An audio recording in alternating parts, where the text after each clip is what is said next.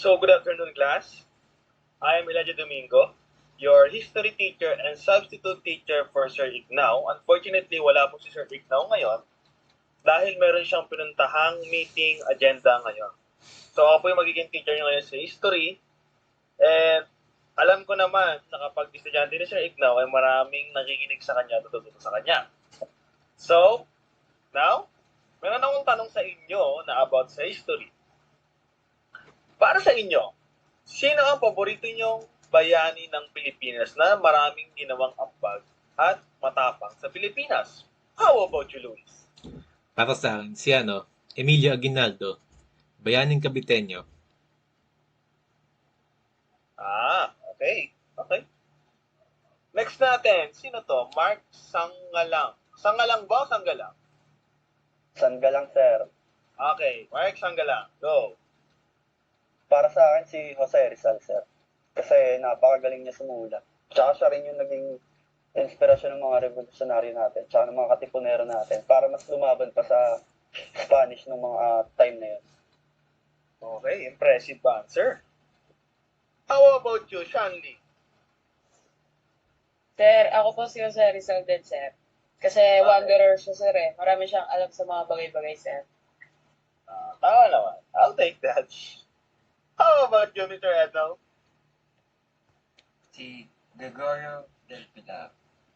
Oh, bakit naman? Isa sa mga pinakabatang general. Okay. Natutuwa naman ako sa mga sagot nyo sa aking tanong. Pero, meron ako sanang inaasahang sagot. Walang iba kundi si Andres Bonifacio. So ngayon, alam kong lingkid sa inyong kaalaman kung sino siya. Ngayon, talakayin natin kung sino si Andres Bonifacio. Ito ang the death of the Supremo Bonifacio. So next slide please. So guys, Andres Bonifacio, born November 30, 1863 in Manila, Philippines. So namatay siya noong May 10, 1897 sa Mount Buntis. So was a Filipino patriot and pivotal player in the Philippine Revolution against Spanish colonialism. So guys, Andres Bonifacio is known as the father of the Philippine Revolution against Spain. He is also recognized as the father of Katipunan. So yun, take note yun siya po yung ama ng Katipunan. A secret revolutionary movement created in 1892 with the purpose of achieving Philippine independence from the Spain through revolution. Next slide please.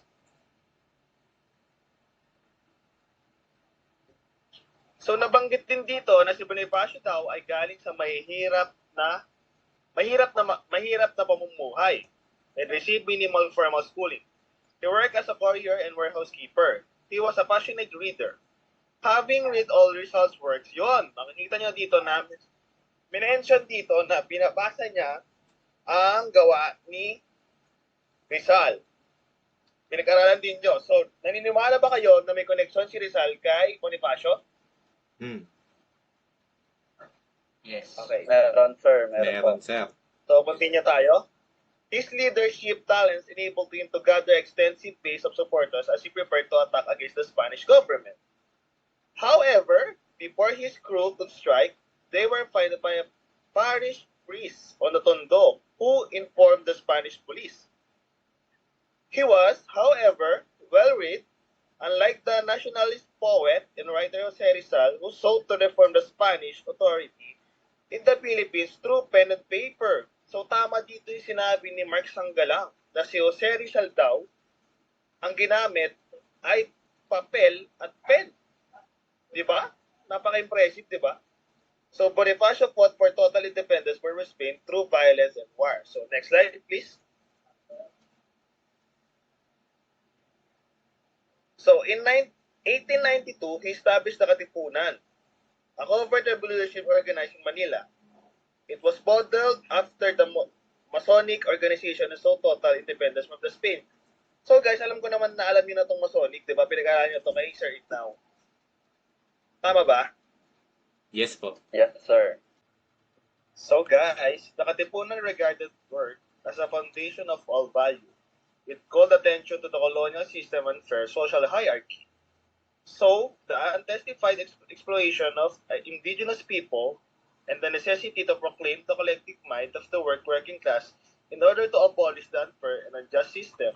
So dito guys, kung makikita nyo rito, sinabi dito na parang bumuo si Andres Bonifacio ng isang katipunan para matigil na yung hindi pagpantay na pantay ng tingin ng sistema. So next slide please.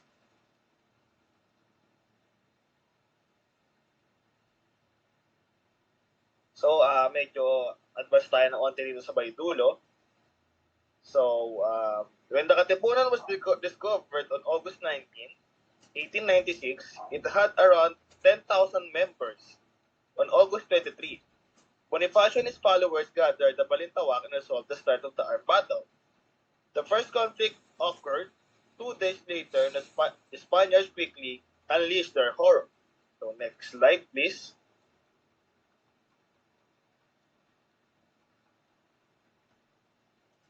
So ngayon, narinig ko naman yung kwento ko about kay Andres Bonifacio. So tatawag ulit ako ng estudyante ngayon para ipagpatuloy yung dapat nating topic ngayon. So, may I call Shanley for the next topic? Open the mic and the camera, please.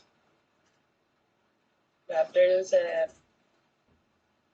Ngayon po, i-explain ko yung mga events before the death of Supremo Bonifacio. Next slide po.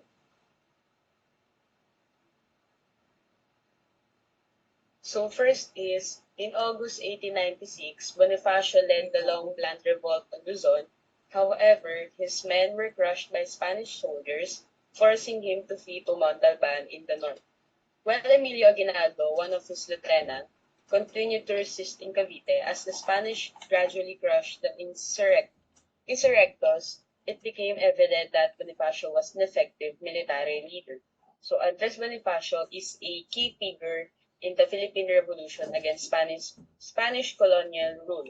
It has orchestrated a long plan of revolt in Luzon. So Luzon is the largest and most populous island in the Philippines during that time. So Bonifacio, along with his fellow members of the secret society Katipunan, aimed to achieve independence from Spanish rule through armed rebellion.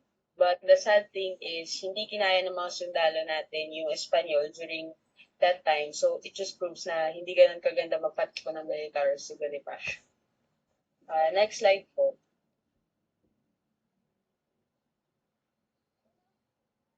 Emilio Aguinaldo, a teenage revolutionary from Cavite, emerged, sparking a leadership struggle. As a result, the organization was divided into two factions, Magdalo under Aguinaldo and Magdiwang under Bonifacio.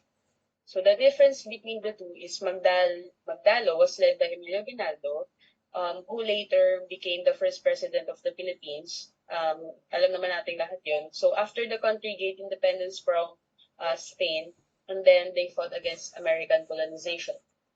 Yun yung objectives ng Magdalo. So sa Magdiwang naman is, it is led by Andres Bonifacio, who is considered one of the primary instigators of the Philippine Revolution.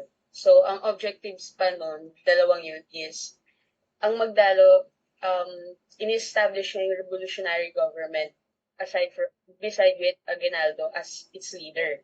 They are focused on achieving independence from Spanish rule and establishing a new Filipino government. While sa Magdiwang naman, it is led by Bonifacio. It initially aimed for similar goals of independence but had a more radical approach. So it advocates a government led by the masses rather than the single ruler. Next po.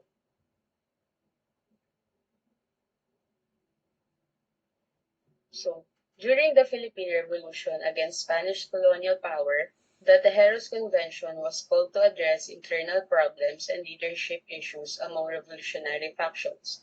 Several factors contributed to the need for the Tejeros Convention, including leadership struggles, the formation of a revolutionary government, a lack of unity, and defining leadership and structure in order to address and define the roles and responsibilities of key leaders and determine the revolution's direction. So next slide po.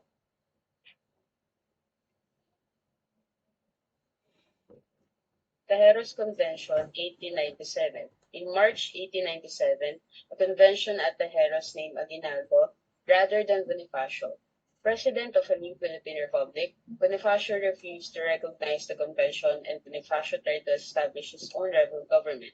So, fun fact, uh, the Tejeros Convention was a crucial event in the history of the Philippine Revolution. It is held on, I think, March 22, 1897 in Tejeros, Cavite. So it was convened to address the leadership and organizational structure of the revolutionary movement. So particularly the Katipunan. So as it transitioned from a secret society to a formal revolutionary government. However, it ended in controversy and division, primarily due to the disagreements between the two movements po. So next slide po.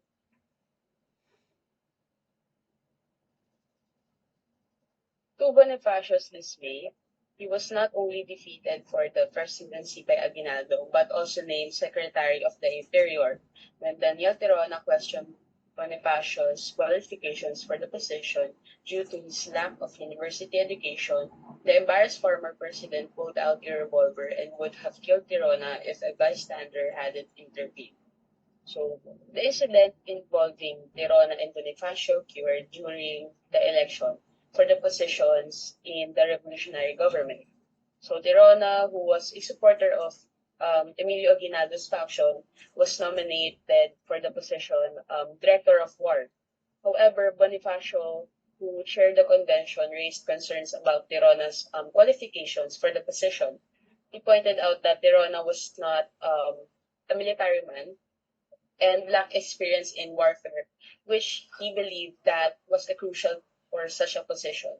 So the tension escalated during the proceedings when Tirona insulted Bonifacio by pointing out his lack of education. This insult provoked Bonifacio, who drew his gun and aimed at Tirona, nearly killing him. So the incident also reflects the divisions within the revolutionary movement, with rival factions vying for power and influence. Next slide, please. Following the Tejeros Convention, which had elections to create a revolutionary government, Bonifacio believed that the Magdalo group rigged the results. He rushed out, proclaiming the conference null and invalid, and drafted the Acta de Tejeros alongside other generals. Tension between Bonifacio and Aguinaldo rose. Bonifacio and his supporters felt marginalized and sidelined by Aguinaldo's faction, particularly after Aguinaldo was elected as president of the revolutionary government, and Bonifacio was appointed as the interior. So Bonifacio viewed this as evidence that Aguinaldo and supporters were consolidating power and excluding him from significant decision-making roles within the movement. So these factors contributed to the deterioration of relations between Aguinaldo and Bonifacio. So ultimately, this is leading to an open conflict between the respective groups within the revolutionary movement. The divisions between the Magdalo and Magdiwang factions weakened the revolutionary forces and hindered their ability also to effectively resist Spanish colonial rule. Yun lang po, sir. Thank you po. So thank you, Miss Shanley. I was impressed with your presentation and very clear and good tone of voice. So next, may I call Ednel for the next discussion, please, to continue this discussion.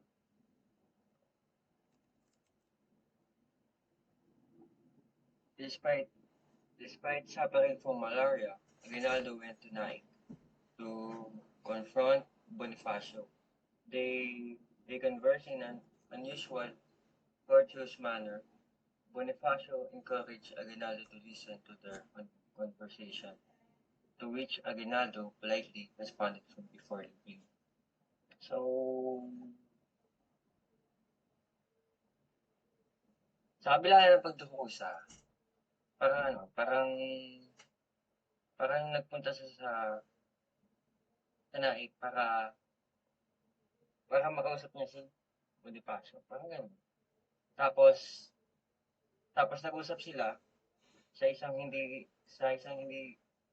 karaniwang magalang na paraan. Hinimok ni Bonifacio si Aguinaldo sa makinig sa kanilang usapan sa magalang na sinagot ng Aguinaldo bago siya umalis. Next slide po. Okay, very good. Aguinaldo took his time before acting to avoid offending Bonifacio's supporters. Bonifacio's camp at Indao, with 1,000 troops plotting an offensive on Laguna. Unfortunately, his messenger failed to deliver messages, leaving Bonifacio waiting for responses that never arrived. Nagtagal si Aguinaldo bago kumilos sa maiwasang masaktan na tagapagsuporta ni Bonifacio. Nagkampo si Bonifacio sa Indang sa 100 kawal na nagplano ng isang opensiba sa Laguna. Sa kasamaang palad, nabigo ang kanyang mensahero na naghatid ng mga mensahe. Iniwan si Bonifacio naghihintay ng mga tugon na hindi dumating.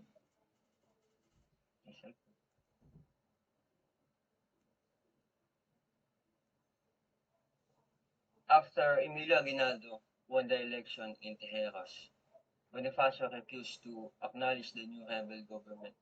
Aguinaldo dispatched a team to arrest Bonifacio. The opposition leader was unaware that they were with malicious motives and allowed them inside his camp. Pagdalo soldiers stormed the Bonifacio camp with guns blazing in intent to seize Andres Bonifacio. Dead or alive, he was preferred dead, but Bonifacio survived a gunshot wound to his shoulder and a knife with wound to his neck. He was hauled to Maragondon for trial by a military court, who condemned him to death for treason. They shot down his brother, Siricao, and severely beaten his brother Procopio.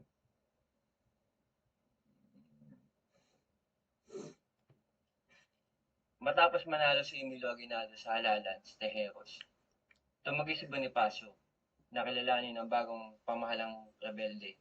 Nagpadala si Aguinaldo ng isang pangkat para arestuhin si Bonifacio. Walang kamalay-malay ang pinuno ng oposisyon na naroon ang malisyosong motibo at pinasok nila ang loob ang kanyang kampo. Sinalakay ng mga sundalo bagdalo ang kampo ni Bonifacio. Namaril at nagliliyab at nagbalak na sakupin ang kampo ni Bonifacio na napatay o buhay man, mas pinili patayin. Ngunit nakaligtas si Bonifacio sa isang tama ng bala sa kanyang balikat at isa sa mga tamang kutsilyo sa kanyang leeg. Dinala siya sa Maragondon para litisin sa korte. Okay, tama.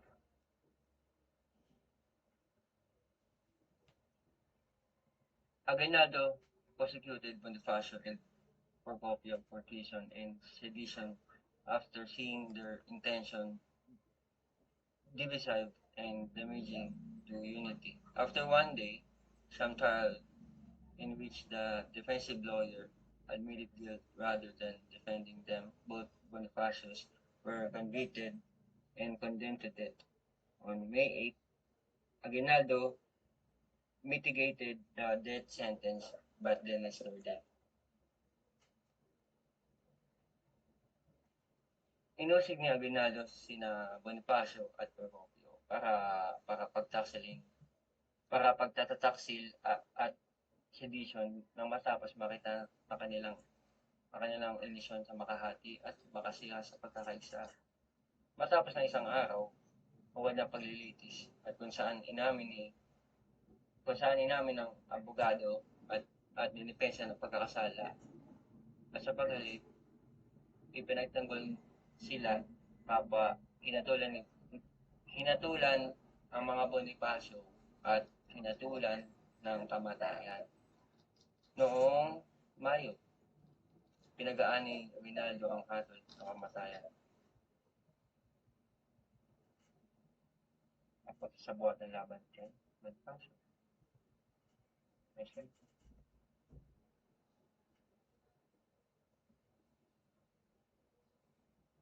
Many things have influenced former President Emilio Aguinaldo to order an arrest of Andres Bonifacio and his aides such as Procopio Bonifacio, his brother, and remnants of the Magdiwang group.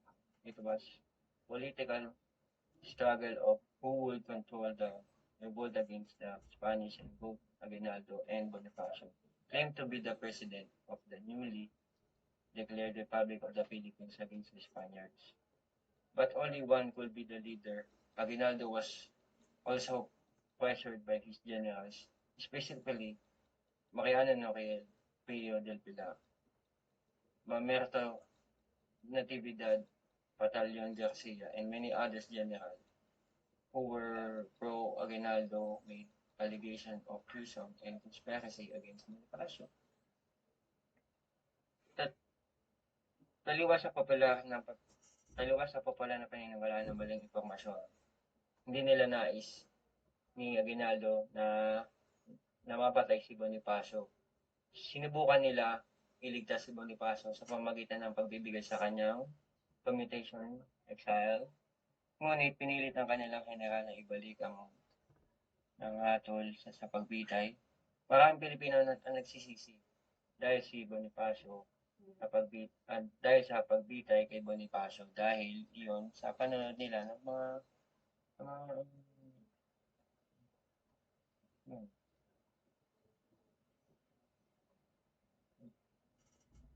Okay, next.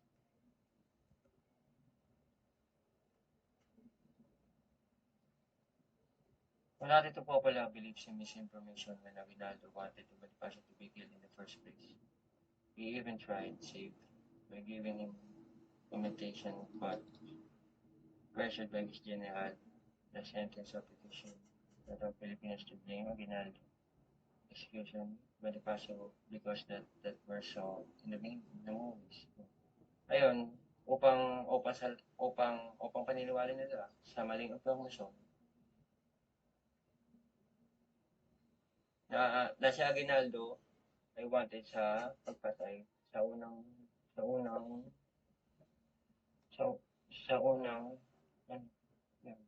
tapos sinubukan nila na iligtas si Bonifacio sa pamamagitan ng mga commutation exile. Pinilit ng mga kanyang general na ibalik ang hatol sa pagbita. Parang Pilipino nagsisisi sa Aguinaldo ang pagbitay ng Bonifacio dahil sa panahon nila ng mga Pilipino.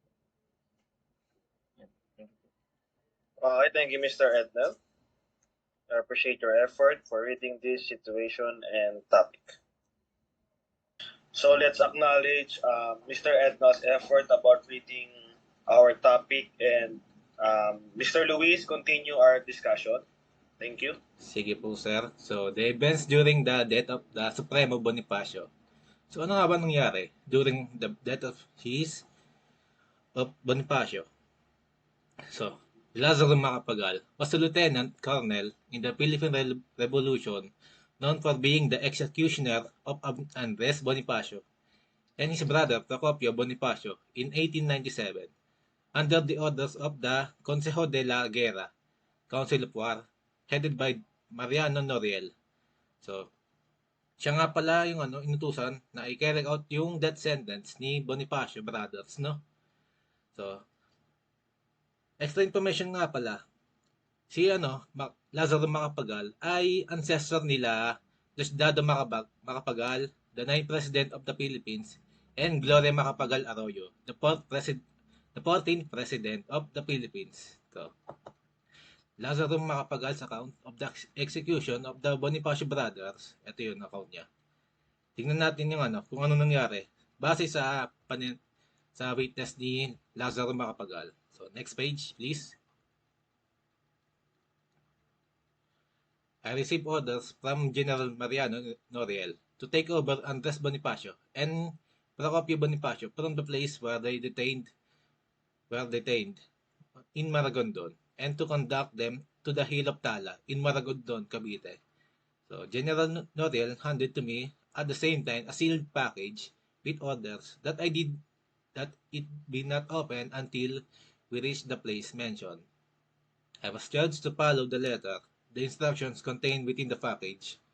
So, siya yung pinagutusan ni General Mariano Nodel, si Marabagal, na dalhin ang Bonifacio Brothers sa Hiltala, sa Maragondon. Nakalagay sa package yung instruction of punishment sa Bonifacio Brothers at hindi niya pwedeng buksan ito hanggat di pa siya nakarating doon sa place na ng location. So next page please. In compliance with these orders, I took with me the two brothers to the place mentioned, together with four soldiers under my command. On the road, we conversed as friends, but I already had a presentiment of the order contained within the parcel. So, sumunod naman si Makabagal na sa binigay na utos sa kanya, pero may kutob na siya na alam niya ang laman ng package, which is the order of death sentence, yung punishment ng Bonifacio Brothers. So, next page please. On reaching Tala Hill in Maragondon, I opened the order, read it, and let the brothers read it. It was an order for the execution of the brothers. The two brothers were terror-stricken, and Andres told me in Tagalog, "Patawarin niyo ako, kapatid. Brother, forgive me." I answered that I was very sorry, but by military discipline, I had to carry out the unhappy task. So, nung nakarating na sila sa Tala Hill, binuksan ni Makapagal ang package and binasa yung order. And pinabasa din niya yung order sa Bonifacio Brothers. Laking gulat na at takot nila nung nalaman kung anong punishment ang nakalagay, which is the death sentence of them. Next page, please. I conducted Procopio, who was stronger, to a wooded place, and on reaching the top of the hill, I ordered one of the soldiers to shoot in the back. This done, I and the soldiers, using bayonets, bolos, dug a pit where we buried Procopio. So, tingnan nyo, nagmamakawa si Andres Bonifacio na patawarin sila na huwag ituloy ang parusang kamatayan sa kanila. Naawa si Lazaro Macapagal sa magkapatid na Bonifacio, pero naipit siya kasi natatakot siya na sa sarili niya na kapag hindi niya ginawa yung parusa sa magkapatid na Bonifacio, baka siya ay mabigtangan na supporter ni Andres Bonifacio at matanggal ang kanyang mataas na posisyon sa hukbong sandatahan. So, next page please. Sobrang guilty ni Andres Bonifacio ni Makabagal pala, sorry. Dito kasi pinatay niya si Procopio, isa sa mga revolusyonaryo noon. Nagilty siya kasi pinatay niya kapwa revolusyonaryong Pilipino din. Hindi yung mga kaway niya na Kastila. So when I approached the place where Andres was, he said, "Patay na ang kapatid ko. My brother is dead." And he added, again in third person, "Patawarin ninyo ako, kapatid." I replied that I was sorry, but it was my military duty to follow the order. Next page, please. So, last na part ng during Bonifacio's death, Andres Bonifacio tried to escape, but he could not go far because of the thick shrubbery around. One of the soldiers reached him, firing at him from behind and shooting him at the back. Bonifacio was hacked to death. After digging one more grave with our bayonets and bolos, we buried Andres Bonifacio in it. Bonifacio was 34 years old and Procopio was 24 years old at the time of their death. So sa part na ito, nagtangkang tumakas si Andres Bonifacio patungong Kalayaan. Subalit siya ay natamaan ng barel, and then siya naman ay pinagtataga ng mga sundalo ni Lazaro Macapagal. Grabe no? Okay, yun lang po sa during Bonifacio's death. Okay. Thank you, Luis. Next is, may we call on Mark Sangalang? Thank you, sir. Next, I'm going to be discussing the events after the death of the Supremo, Bonifacio. So, after Andres Bonifacio's death, the revolution continued with Aguinaldo leading the charge against Spanish soldiers. Despite internal disagreements, the revolutionaries achieved significant victories, especially the declaration of Philippine independence from Spain on June 12, 1898. At hindi lang gera yung tinutukoy natin dito, no? Kasi marami ring napagtagumpayan yung mga Philippine Revolutionary natin during that time after Bonifacio's death. Unang-una na nga yung nabanggit dito, which is the Declaration of Philippine Independence noong June 12, 1898.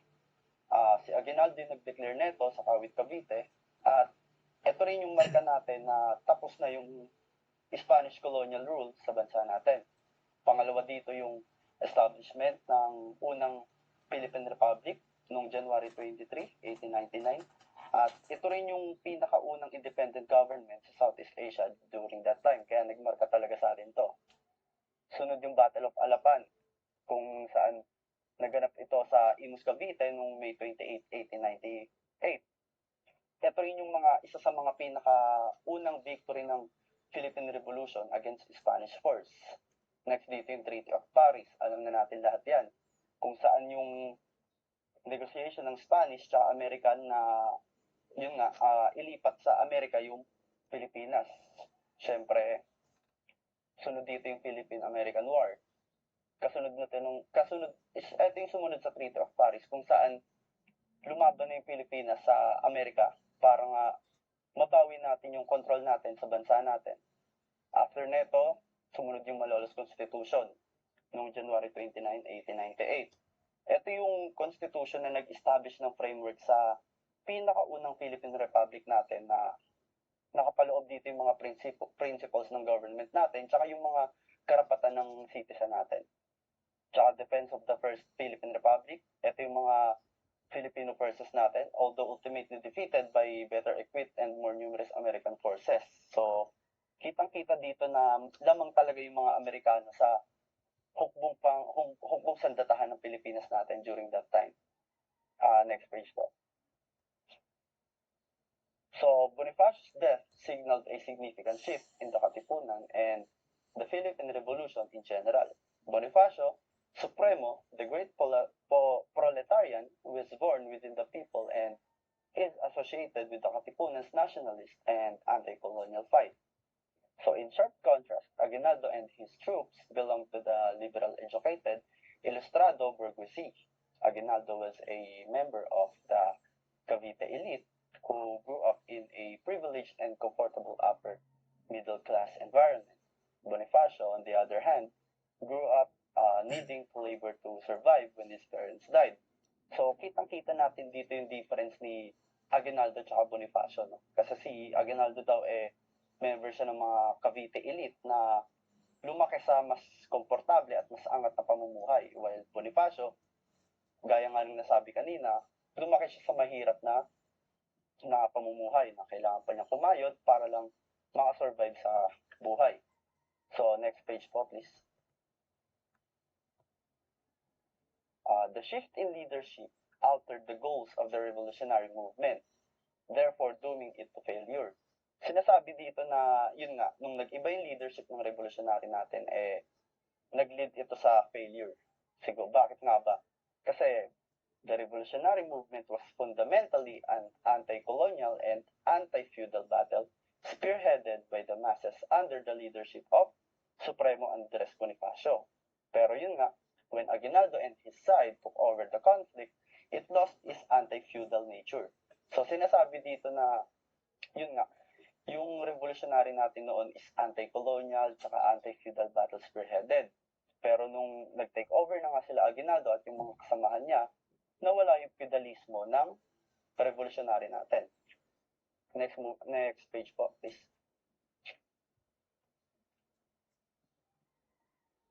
So, American occupation, 1898. The Treaty of Paris, signed in December 1898, brought the Spanish-American War to a conclusion and transferred the authority of the Philippines to the Americans. The Philippine-American War occurred and lasted until 1902. So, ito nga yun, no, yung Treaty of Paris na naman. Ito yung nagmarka talaga sa atin kasi kala natin, niligtas na nga tayo ng Amerika pero hindi pala. Traitor din pala sila. Kala natin, nilalabanan nila yung Spanish para iligtas tayo. Yung pala, yung Treaty of Paris na yun na nga yung aalis yung Spanish sa Pilipinas pero hawak pa rin pala tayo ng Amerika. So, next page po.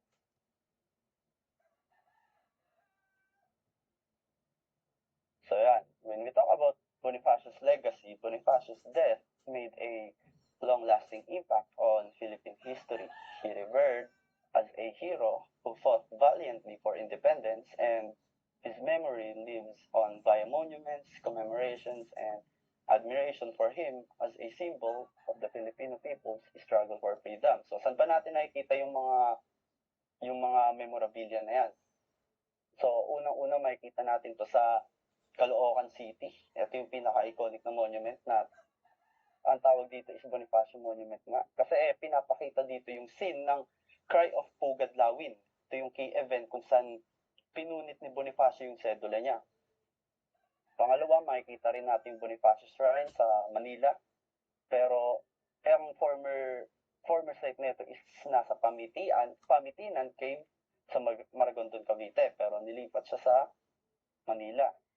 Sunod nga dito is yung Bonifacio National Monument sa Maragondon, Cavite ulit. Sumunod is Balintawak Monument sa Quezon City. Ito yung kino-commemorate ulit yung cry ng Balintawak. Sumunod is yung Pinaglaban Shrine sa San Juan City. Bonifacio Global City sa BGC. Ito, napupuntahan natin ito madalas. So, next page po.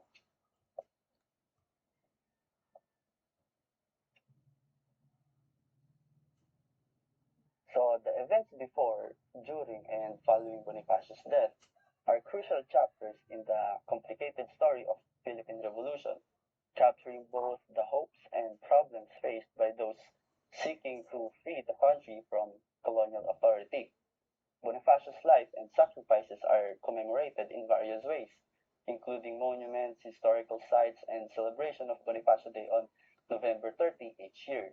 So, dito nga po, nag-iwan si Bonifacio ng marka sa atin kasi isa si Bonifacio sa kapag naisip natin yung pangalan Bonifacio, naaalala talaga natin yung hirap tsaka yung mga sakripisyo ng mga mamamayan natin noon para mapalaya yung bansa natin sa mga colonial authority ngayon. Tapos, yun nga, dahil sa pag-alala na yun, nagkaroon tayo ng mga monuments, historical sites, tsaka sineselebrate din natin yung Bonifacio Day sa November 30 bilang pag-alala sa namayapa nating bayani na si Andres Bonifacio. So, yun po. Thank you. Okay, thank you, Mark. So, thank you guys sa inyong pag-share ng efforts and ideas dito sa topic natin na to. And magtatapos itong klase natin na to sa isang mahiwagang quote ni Andres Bonifacio. So, next slide please.